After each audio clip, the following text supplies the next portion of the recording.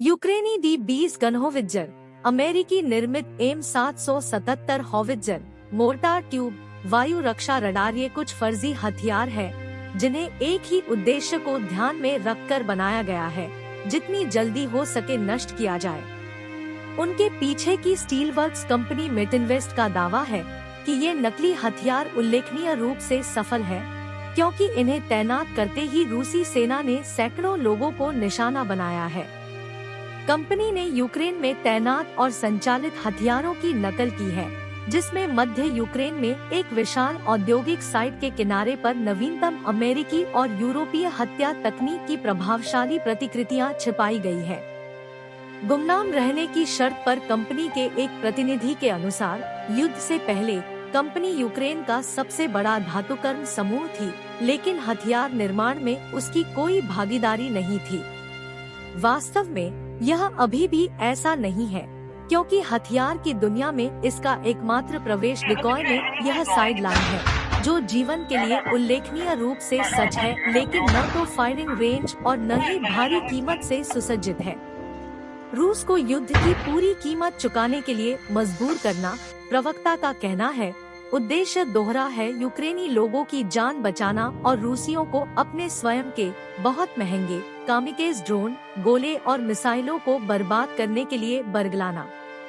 विचार यह है कि आकाश से बहुत अधिक खर्च किए बिना डिकॉय हमले के योग्य दिखने चाहिए, और इसका मतलब है सामग्री की पसंद में संतुलन बनाना, सस्ते प्लाईवुड का पूरक जो रूसी गर्मी चाहने वाले राडार और ड्रोन को चकमा देने के लिए सही हीट सिग्नेचर नहीं देता है, इतनी धातु के साथ कि उन्हें मूर्ख बनाया जा सके। मेटिनवेस्ट के प्रवक्ता बताते हैं, युद्ध महंगा है और हमें चाहिए कि रूस हमारे धोखेबाजों को नष्ट करने के लिए ड्रोन और मिसाइलों का उपयोग करके पैसा खर्च करें। आखिरकार ड्रोन और मिसाइलें महंगी हैं। हमारे मॉडल बहुत सस्ते हैं। उदाहरण के लिए M777 155 mm होवित्जर को ले। असली चीज की कीमत कई मिलियन डॉलर है। मेटिनवेस्ट के संस्करण को बनाने में $1000 से कम की लागत आती है, और इसमें पुराने सीवर पाइपों की तुलना में अधिक आकर्षक कुछ भी शामिल नहीं है। लेकिन और यही मुद्दा है, रूसी सेना को ड्रोन हमले से नष्ट करने में उतनी ही लागत आती है जितनी वास्तविक चीज में। नई दिल्ली, भारत में आयोजित G20 में सैकड़ों घंटों की बातचीत के बाद दुनिया के सबसे अमीर देशों के प्रतिनिधियों ने एक कमजोर घोषणा को स्वीकार कर लिया, जिसने यूक्रेन पर रूस के आक्रमण की निंदा करना बंद कर दिया। अंतिम समूह के बयान में कहा गया है कि रूस के आक्रमण की किसी भी स्पष्ट निंदा के बिना सभी राज्यों को क्षेत्रीय अधिग्रहण के लिए बल के खतरे या उपयोग से बचना चाहिए। मॉस्को ने रविवार को G20 शिखर सम्मेलन को बिना शर्त सफलता बताया, जबकि कीव ने कहा कि समूह के पास गर्व करने लायक कुछ भी नहीं है। यहाँ आपको और क्या जानने की आवश्यकता है?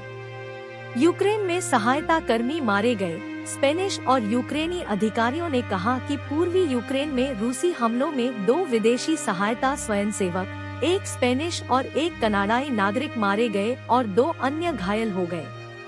यूक्रेन के रक्षा मंत्रालय ने कहा कि दोनों NGO रोड टू रिलीफ के सदस्य थे, जो पूरी तरह से मानवीय क्षमता में यूक्रेन में काम कर रहा था।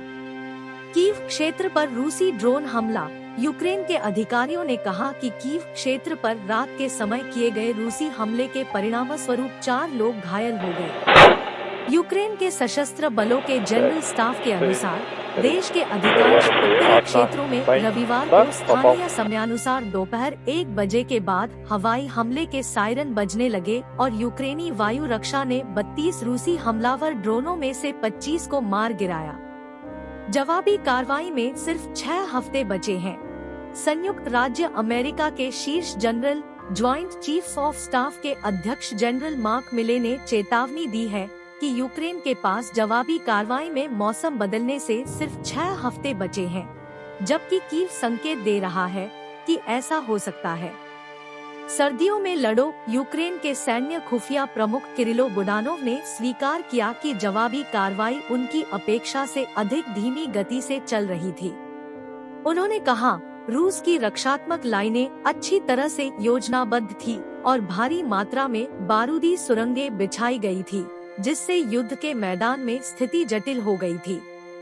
कब्जे वाले यूक्रेनी क्षेत्रों में दिखावटी चुनाव। रूसी राष्ट्रपति व्लादिमीर पुतिन की यूनाइटेड रशिया पार्टी ने क्षेत्रीय चुनावों के बाद घरेलू और कब्जे वाले यूक्रेनी क्षेत्रों में मतपेटी पर अप्रत्याशित रूप से अपना दबदबा बना लिया। रविवार को सरकारी समाचार में यह खबर दी गई, बावजूद इसके कि अंतर्राष्ट्रीय समुदाय ने व्यापक रूप से उन्हें दिखावा कहकर खारिज कर दिया। इन चुनावों को यूक्रेन के अपने कब्जे वाले हिस्सों में रूसी वैधता की कहानी को लागू करने के मास्को के एक और प्रयास के रूप में देखा जाता है। ज़ेलेंस्की ने पुतिन के साथ समझौते को खारिज कर दिया जैसे ही यूक्रेन की जवाबी कार्रवाई चौथे महीने में पहुंच गई। अब तक केवल मामूली लाभ ही दिखा है। ज़ेलेंस्की ने CNN को बताया कि उन्होंने सुझावों को खारिज कर दिया कि अब क्रेमलिन के साथ शांति वार्ता करने का समय आ गया है। ज़ेलेंस्की ने कहा कि येवगेनी प्रिगोजिन की मौत रूसी भाड़े के नेता, जिनका विमान मॉस्को के सैन्य नेतृत्व के खिलाफ विद्रोह का नेतृत्व करने के कुछ हफ्तों बाद दुर्घटनाग्रस्त हो गया था, दिखाता है कि जब लोग पुतिन के साथ सौदेबाजी करते हैं तो क्या होता है।